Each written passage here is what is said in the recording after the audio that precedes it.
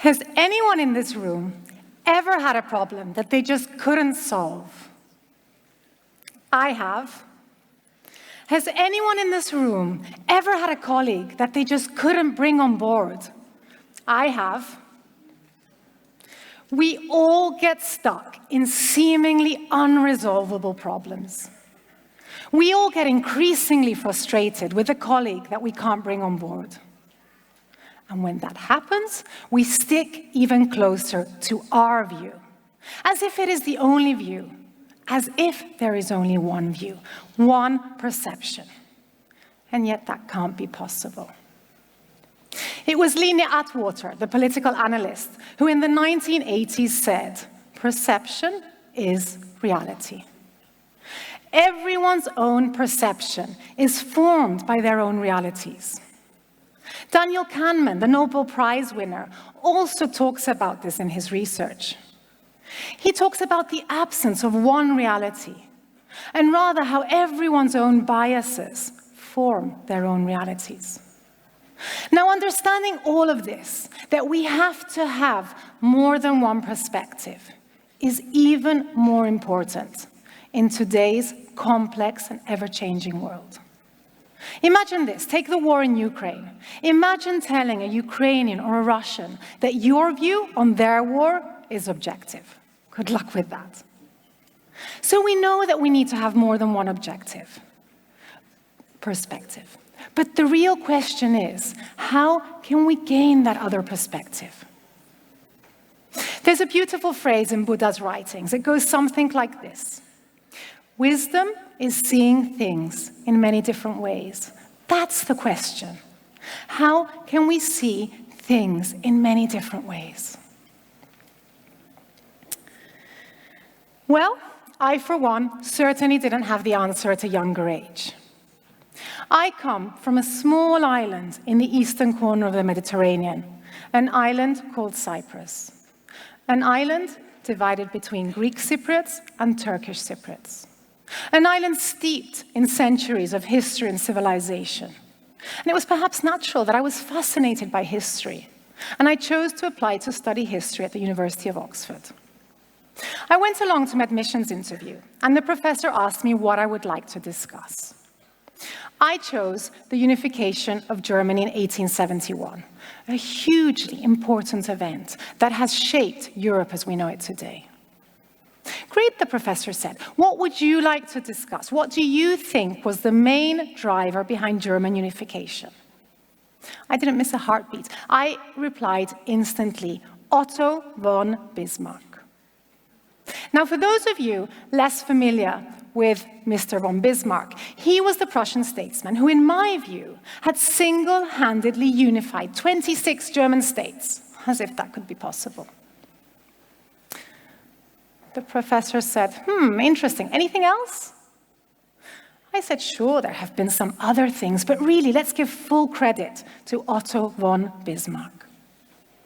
At this point, the professor was getting a bit skeptical. He said, nothing else? What about the Zollverein, the famous customs union that unified the states? What about the railway union? What about the rising nationalism in Europe in those years? I stopped for a second, stuck to my guns, and replied, Otto, Otto, Otto.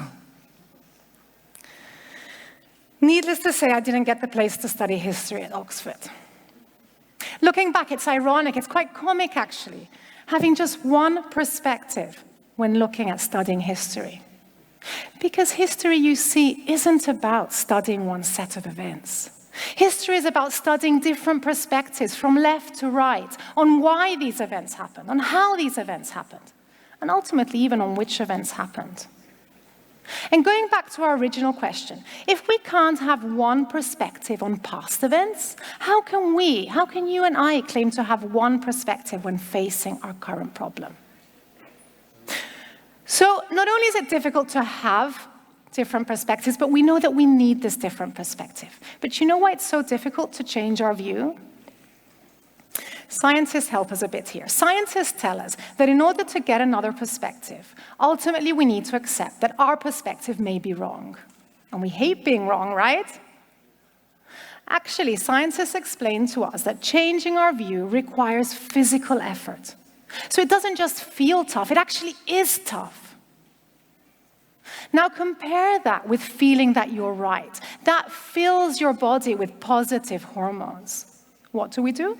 Instead of looking for that other perspective, we look for signs to confirm that we are right. It's called the confirmation bias. The confirmation bias works a bit like this. It's when you email that boss of yours, you think she doesn't like you, and she doesn't reply. She doesn't reply because she's in a board meeting all day, but you think it's because she doesn't like you. Confirmation bias. It kicks in much more sinister ways. The confirmation bias happens when good people get sent to jail by narrow-minded juries. And it gets even worse, because when we can't find that other perspective, and when we can't find confirmation signs, we actively discredit data that goes opposite our view. A recent study shows that when confronted with data that contradicted their own view, people tended to think that the data was rigged. Rather than letting in a small portion of doubt that maybe our perspective is not the only perspective, we prefer to think that others are lying. Interesting, huh? Okay, so it's sounding very tough. We need to have other perspectives, but it's very difficult to get them. But don't despair, because I have one small tool for you. One small tool that, should you embrace it, will change the way you solve your problems forever. Are you ready for it? You've all heard about think outside the box, right? Actually, you're probably all quite tired of hearing that you have to think outside the box. So forget that.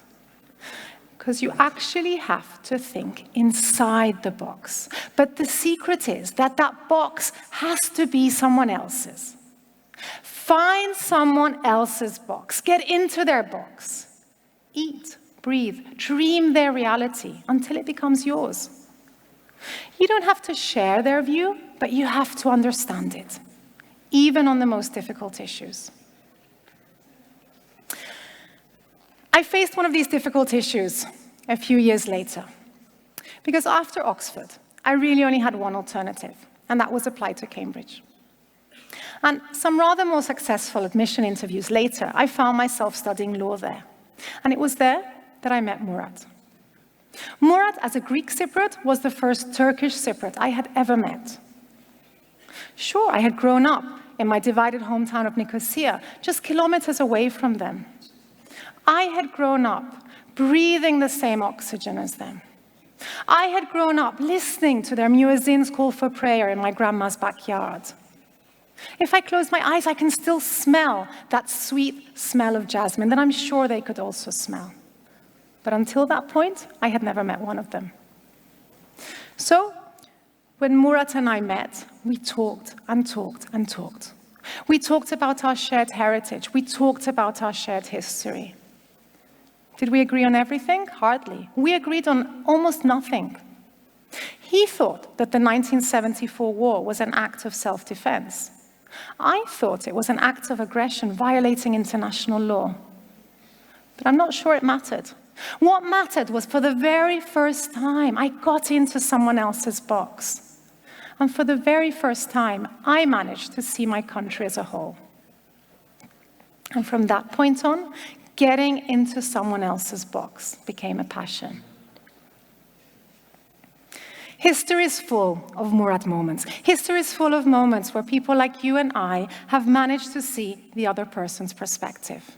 History is full of moments where our political leaders have managed to change their perspective on issues as important and diverse as racial rights, same-sex rights, women's rights, when confronted with the reality of the other, when they've managed to get into someone else's box. Get into someone else's box. I'm not pretending it's easy. It will be difficult. It takes practice. And like anything else, you will have lapses. But it doesn't matter. Because once you manage to master this tool, it will change the way you face your problems. It will allow you to lead more effectively. I wanted to share one last story with you. One story where I had one of these lapses. So after Oxford, after Cambridge, I went into my first 10 professional years working in finance. It was really interesting, but I was looking for more purpose in my career, and I moved to an international NGO. I literally went overnight from traveling transatlantic to meet investors, to traveling to Sierra Leone to meet rural communities. It was my from derivatives to development story. It was fascinating. I loved it, and I wanted to excel. I applied everything I knew into this new job, and I fell flat on my face. Nothing was working. Quick wins, incentives, deadlines, nothing worked. And very frankly, no one cared about impressing the boss. One day I was lucky enough, a colleague came up to me and she said, "Sofia, you're just not listening enough." Listening? I don't listen? I said, "Isn't listening where you put everyone into a room, you listen to them for 3 minutes, and you're done?" Because in finance, you see, time is of the utmost importance. The important thing is to get to a good solution as quickly as possible. Everything else is a waste of time. In development, however, it's quite different. Not only do you have to get to the best solution, but you have to hear everyone in the room, especially the weakest voices. And those take time to come out. I wasn't changing my perspective quick enough, and it was showing. I finally managed to change my perspective when I got into someone else's box. That box was Zaida's. Zaida's a 30-year-old farmer. She lives on the outskirts of Maputo in Mozambique. She was advocating for growing crops that sold for less, but also required less care. I couldn't fathom this. Why would anyone want to sell crops that sold for less, even if it took less care? And then I got into her box. What I realized was that in Zaida's day of childcare, home care, and trying to make a living, nothing else was possible. The worst thing is I knew the facts. I knew that globally, women spend 3 times as much as men on what is called unpaid care work. But knowing the facts didn't matter. Until I got into her box, I didn't get her perspective. So there you are.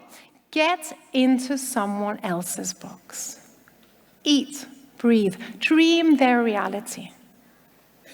If you're as lucky as I was, find your from derivatives to development story. Because getting outside your comfort zone will help you, will train you in seeing other perspectives. But even if you can't do that, there are many things you can do on a daily basis. Switch on a different news channel, read a different newspaper. Go out for dinner with that friend of yours who always annoys you with his political views. Encourage feedback from that colleague of yours who always pushes back, especially from her. Get into someone else's box. Eat, breathe, dream their reality. You have a choice. And if you could choose between an Otto von Bismarck story or a Murat and a Zaida story, what would you choose? Get into someone else's box. It will help you solve your problems more effectively. Get into someone else's box. It will help you lead more effectively. But most of all, get into someone else's box because you're going to be surprised at what an amazing and fun ride it will be. Thank you.